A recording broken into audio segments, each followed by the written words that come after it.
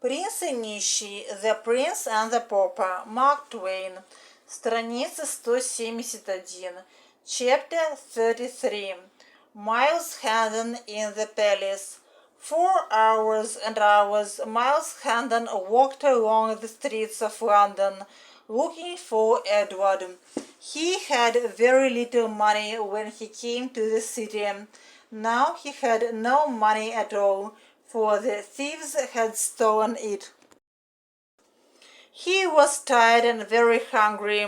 The night passed and he was still looking for his little friend. 4 hours and hours, в течение многих часов. Страница 172.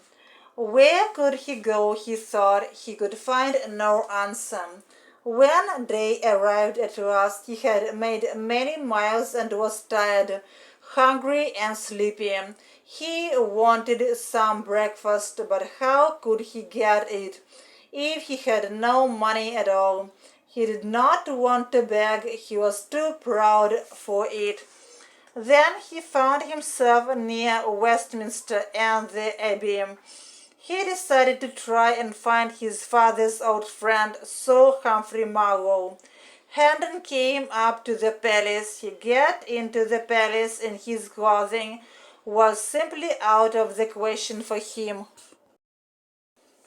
He looked simply terrible in his dirty and ragged clothes. Suddenly the weeping boy passed him. When he saw Miles, he said to himself, "I'm sure this is the tramp that His Majesty is so worried about." Hendon came up to him and said, "You have just come out of the palace, haven't you? Do you know Sir Humphrey Marlowe?" The boy was surprised. He thought, "What? My dead father?" Then he answered, "Yes, I do."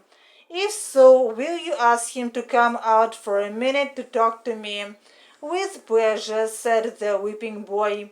"Tell him I am Miles Hendon, son of Sir Richard, a friend of his." "Wait a minute, good sir," said the boy, and disappeared. Soon an officer with several soldiers passed by. The officer saw a stranger, stopped his men, and ordered them to arrest Miles. He had made many miles, он исходил уже большое количество миль. Was simply out of the question for him. Для него не могло быть и речи.